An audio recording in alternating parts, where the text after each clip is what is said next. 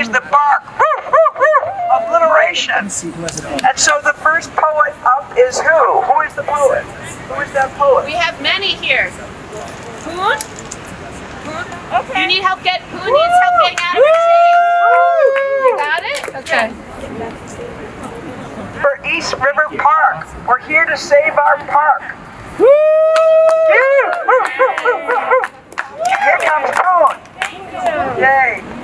We ready? Do you want to stand? Oh, yeah. Thank you. Yes.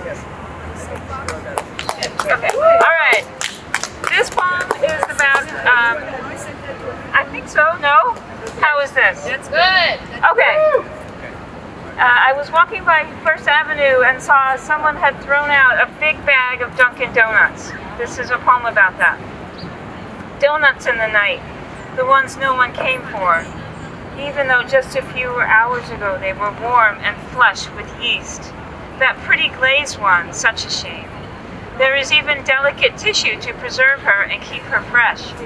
Her enriched wheat flour, her natural flavor, her esters of fatty acids. Whatever it is, something tells you no. Go home. There will be more donuts tomorrow, and maybe even munchkins. Snow White with jelly gushing out. This one, this one is, okay. You are the male-female deity, Arterish Mara. Around your neck a scarf of bejeweled serpents. In your lady hand a mirror held up to reflect your man face. Behind your right shoulder, your common elliptical halo floats under a crescent moon. With your shared third eye, see yourselves split. Then watch them embrace, as if it is for the first time ever, with all four arms. And this is about a love poem about CVS. The time we held hands and walked to CVS on 23rd Street, and they duct taped a microphone to my heart.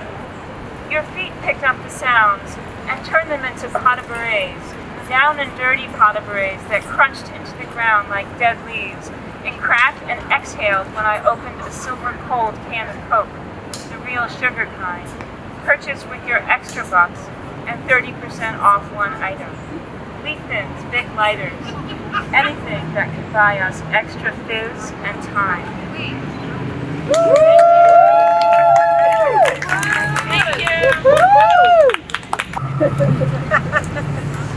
Hi everybody, and I want to thank my friends who lent me a phone. My phone's got sacrificed to the party gods this weekend, so I don't have a phone today. I always read Allen Ginsberg when I'm thinking about trees. So, this is called Tears from 1956. I'm crying all the time now. I cried all over the street when I left Seattle Wobbly Hall. I cried listening to Bach. I cried looking at the happy flowers in my backyard. I cried at the sadness of the middle-aged trees. Happiness exists, I feel it. I cried for my soul. I cried for the world's soul. The world has a beautiful soul, God appearing to be seen and cried forever. Overflowing Heart of Patterson, Arctic, 1956. So, for the trees, I hope we're not going to be crying soon. Thank you. Thank you.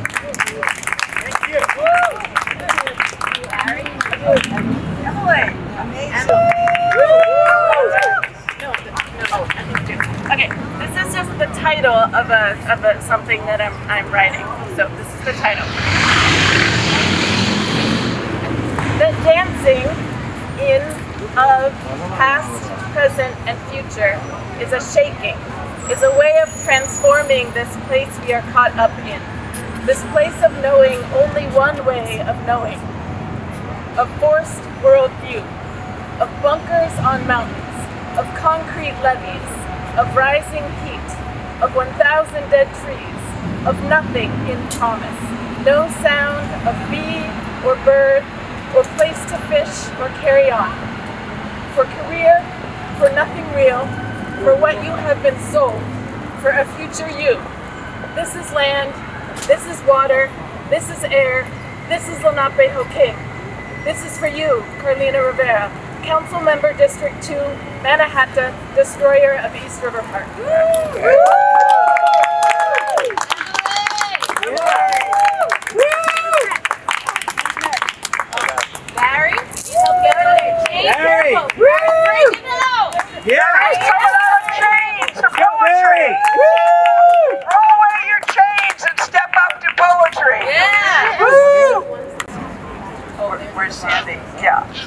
poem that ends with the de Blasio song, and Sandy and I are going to sing it, right? I have the lyrics typed up. All right, Okay.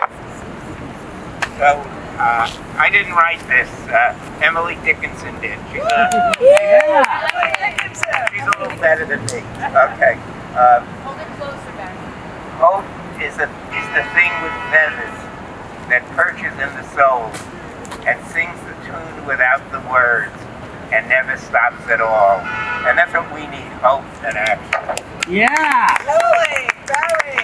Okay, I read this before, but it's the only thing that I have directly related to the park, which seems like every morning I walk back and forth, I guess 5 or 6 miles past the park and towards the Manhattan Bridge from Stuytown. Okay, prayer for East River Park. Who are those poor, lazy, ill-informed hacks who want to obliterate my park? Okay, maybe it's ill-mannered and counterproductive to begin a prayer with attack. So, brethren, please save the park, where I walked 6 miles almost every morning during the pandemic and discovered that watching birds in flight made my day. New York City needs protection against hurricanes and floods, but cutting down 992 trees in East River Park is murder. Many alternative forms of flood control instead of the genocide of native flora and fauna have been presented. Local officials, please unplug your ears, stuff with grits of make-no-ways, and open your eyes to the beauty of the sunrise. I beg you, find another way. I beg you, bless the park. Observe the cormorants, dogs, dog walkers, children playing, daffodils, gulls gliding, seagulls posing on a fence for me and my camera, families barbecuing, sunrise over the water, the beautiful poisonous orange sun lighted by the West Coast wildfires, guy who plays the sax every morning near the baseball field, red-colored tailed hawk munching on a midget, neighborhood folks rallying in the amphitheater to save the park. The East River Park Amphitheater, built in 1941, will be destroyed. New York Shakespeare Festival first began in the amphitheater. Honor the ghost of Joe Papp and Shakespeare's Caesar.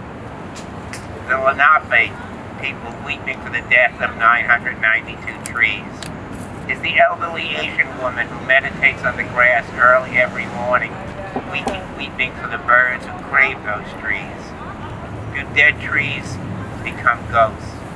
Comet yellowthroat hovering over a chrysanthemum. And what I think, one thing that we can do is everybody can list 5 things that the park means to them and do something with that long, gigantic list. Send it to the appropriate people and send it to Blasio and tell them to shove it up his ass. And I'll just read one more thing. It's to my granddaughter. I wrote this and then I didn't look at it and I just grabbed it, so see what it is. It's to my granddaughter born during the pandemic. Rosa, born during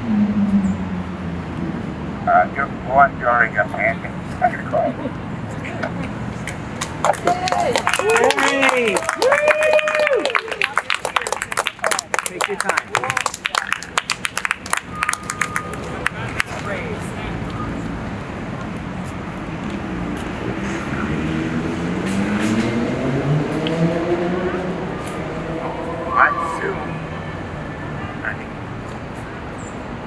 An infant smarts. It was fun. It was. Think of something else. Just struggle, it's good. Take your time. You got to think about the net game. I'm a fanatic basketball fan, and maybe I can think about that and then read the poem. It's my great shame that I never got a college basketball scholarship. I had this fantasy that I was going to be a star. Okay. On Zoom, an infant smile. It was months before we visited you live, and 3 weeks more before we could hold you. My granddaughter.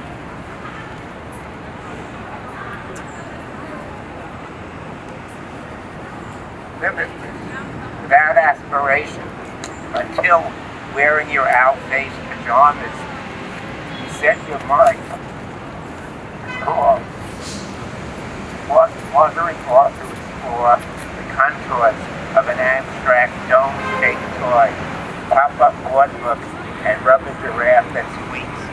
Often you taste your toys before your fingers groom their surface, traveling from room to room, dangers abound and attract, as if you were a 10-foot-inch point guard challenging a big man, or a second lieutenant contemplating an action rather than a cause. Wires adhered to walls, water boiling on the stove, pointing knobs on drawers. Is there anything ever known before encountered? In a photo, an infant smiles. That's going to be me. My parents proclaim they'd wake me any time, day or night, and I smile too. This was the Second World War, when American Jews sought relief any way they could. Dad, a sociological explanation, any use, coming to terms with how fearful and constrained a kid I was? Of course, it's imagination, reconstructing what I know in my guts. Memory is unreliable before language.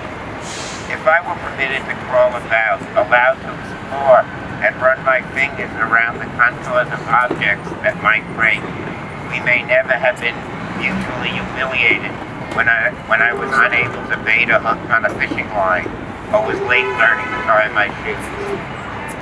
What is the ratio between fear and contentment? Numerator inborn, denominator inculcated by those who love you. Yes, it was when I first discovered in the 3rd grade that I was the fastest runner for my age that I smiled knowingly. How fortunate to grow up human and just a little more. iPhone in hand, I snap a photo of a cormorant. Wings spread wide, aloft the pole, left from an abandoned pan. Rosa, this is dawn before the pandemic. It was dawn in East River Park. I'd have thought a cormorant would dry its wings exclusively when a day's heat approached. 5:30 a.m. and already I am granted a vision. A creature, heart shining in the dark, presenting its essence before diving beneath the surface of the water in search of a fish. This morning before the sun has risen, the park along the East River is empty, the sky orange, cradling a cloud red as a lobster. I, who hardly ever took a photo pre-COVID, capture water taxis and barges on the river. This is what I do during the pandemic, walking the city, snapping images of everything that drifts my way, carrying thoughts that ripple from scenes into poems. Thank you. Yeah! Barry!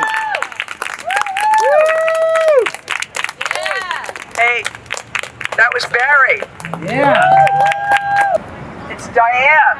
Amazing. Diane is here. Hi, Diane. Yay. Hello everyone, I'm Diane. Thank you. My name is Diane. I actually live right across the street from the park. I have 2 children and we go to the park nearly every day. And that you guys are doing this is spectacular. I couldn't imagine more people being here, the fact that so many people go there, right?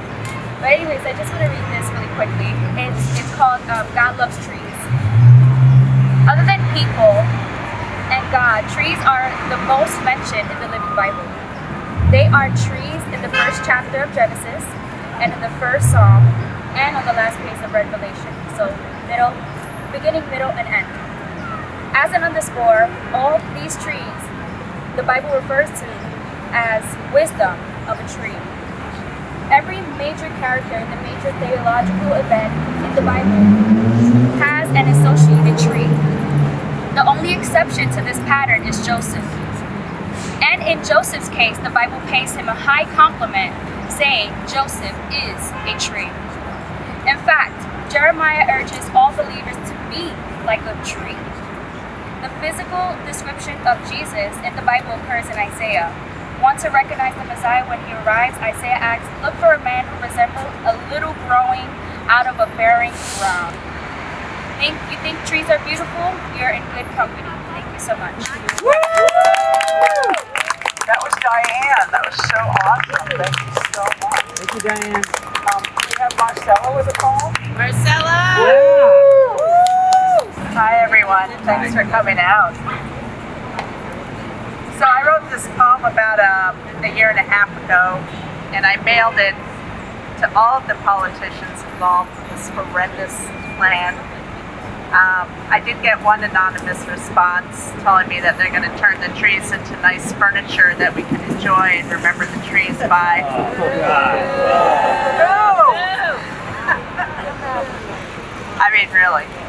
So I sent the letter. It's Dear Mayor Bill de Blasio, and I named it East River Park Oak Tree after Marianne Moore's The Camper Down Elm, which she wrote years ago to save this elm that they were going to cut down in Prospect Park, and I dedicated that way to kind of feel like poetry can do something once in a while.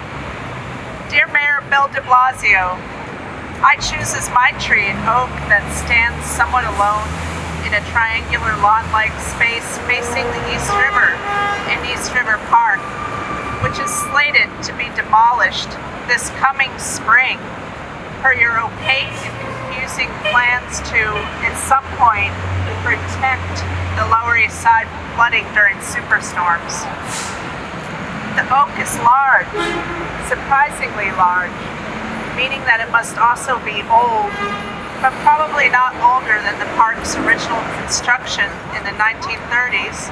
So, if it were allowed to continue to grow in 100 more years, it would be enormous, a real presence, a landmark, a tree to treasure and remember, an enlightened city administration that made the decision against money and power, against real estate interests and colonialist mentality to cherish and protect it. I stood by this oak for a long time a few weeks ago during what seemed the worst days of the pandemic. I noticed on its bark many ants and spiders. You would never notice them until you had, like me, stood and watched the tree for more than the few minutes the consultants for the East Side Coastal Resiliency Project have spent in the park in order to determine that it has no wildlife to speak of. I have often found that when it comes to nature, you have to wait and let it come to you, like how Thoreau looked into a dark room and waited patiently until his pupil expanded enough that he could see into the darkness. I lay down in the grass under the oak and gazed up to the tips of its branches. A bright red bird flew in and among them. I thought at first it was an oriole, but found out later it was a scarlet tanager. What an amazing color to see so high up amid the green from so far down in the ground. A large tan bird then flew in circles over the tree, and I wondered idly, because I was getting sleepy, as I tend to do when lying in grass under a tree, why a seagull was flying in circles over a tall oak tree, and why a smaller bird seemed to be chasing it away. Then my mind clicked back into place, and I realized it was no seagull, but a red-tailed hawk, and that the smaller bird, maybe a crow or a starling, was chasing it out of its territory.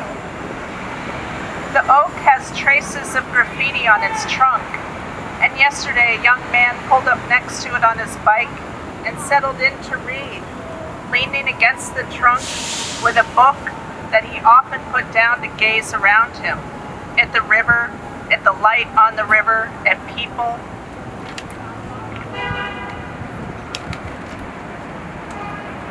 Sitting, playing, talking, or like him, gazing at the silvery blue of the river in the afternoon light. I'm sure he found the shade as pleasant as I did. The oak tree provides enough shade for so many of us to socially distance ourselves comfortably, while yet protecting us from full sun. Something your plan lacks: mature trees. Therefore, it also lacks shade and the shadows thrown by leaves flickering in the breezes that come in from the ocean. And therefore, it also lacks birds, insects, ant colonies, spiders. Therefore, it lacks hawk, scarlet tanager, blue jay, northern mockingbird, migrating warblers.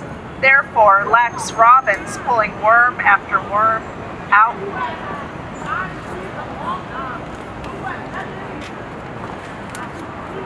from soil deemed disposable by city consultants. Instead, sterile landfill is to be piled 8 feet high over the earthworms and grubs curled into little balls my son finds when he helps plant daffodil bulbs in the fall. So much lack in your plan. Lack of community input, lack of stakeholder engagement, stakeholders being all of us neighbors here now. Lack of what could be instead be more green space over a 6-lane highway that creates so much pollution and noise all day and all night and all day and all night. Lack of choices, lack of a vision to create flood protection over the highway instead of over our park, and such a lack of love for old trees.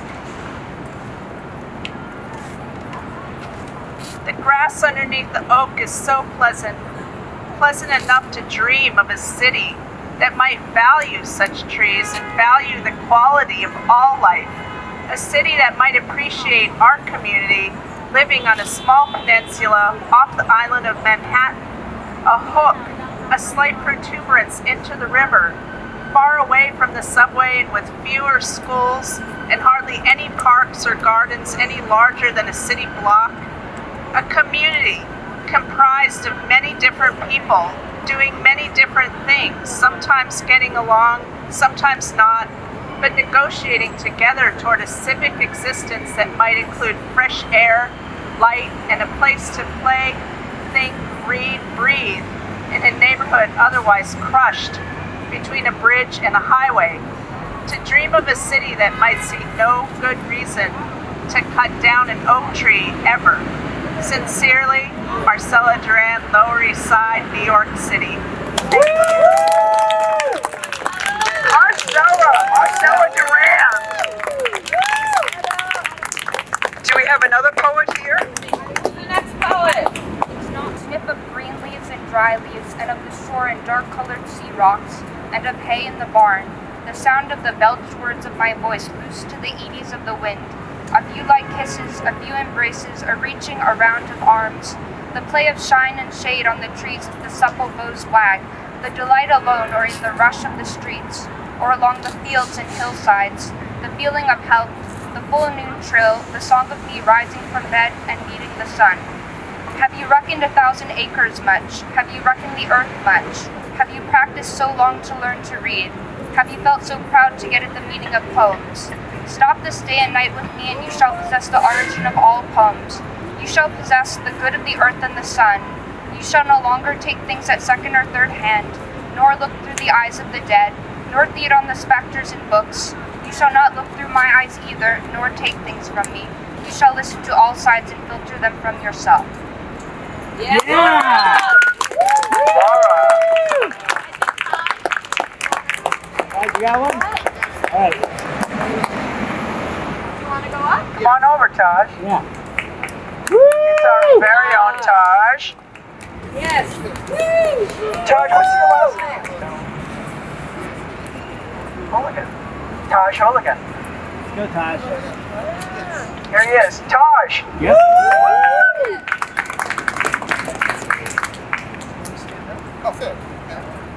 whiskey. Hurricane Sandy did kill East River Park, New York City. Well, we need a clean plan, not an explanation. Decide soon New York City will Take your time. demolition of Big Villa Park on the ugly side of the Lower East Side in East Village. Everything must go shine. Long taking areas, ball field, running track. I make here the compost lawn, buildings, and 1,000 trees. This is determined to go ahead with the message. This ESCR East Side cultivation of East Side project. In fact, there are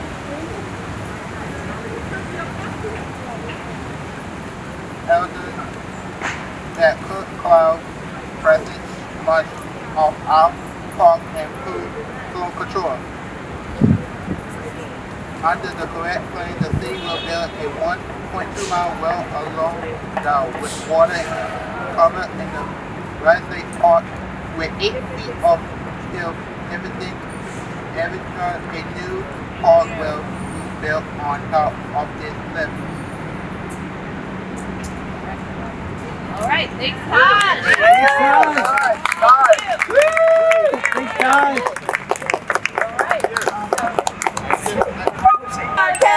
Save our parks.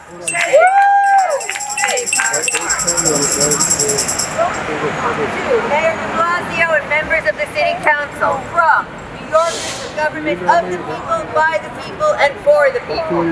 Regarding Esther, 6 simple questions. 1. Why were New Yorkers not entitled to see the Esther plan to demolish their park before the City Council voted on it?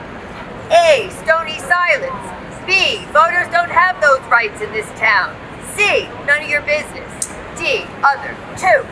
Why is Esther configured to how is Esther configured to deal with rainwater, like the dumping we just got from Ida?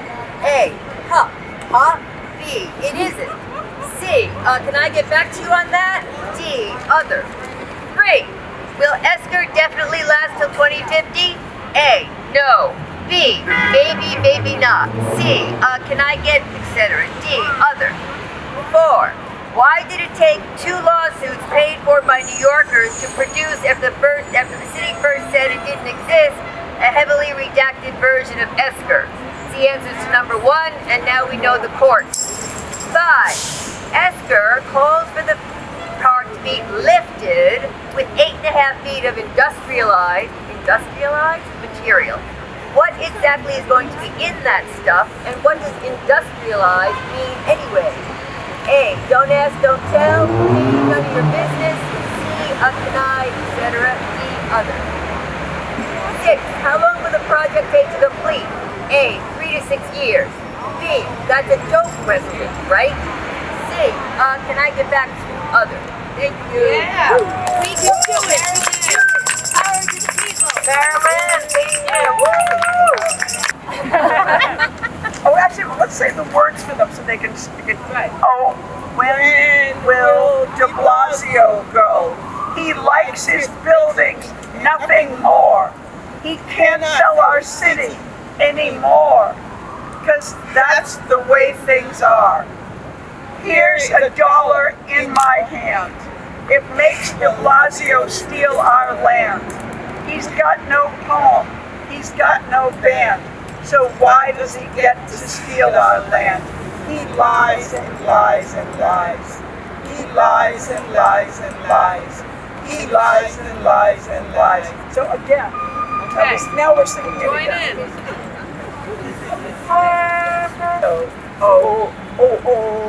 When will de Blasio go? He likes his buildings and nothing more. He can't sell our city anymore, 'cause that's the way things are. Here's $1 in my hand. It makes Blasio steal our land. He's got no poem, he's got no band. So why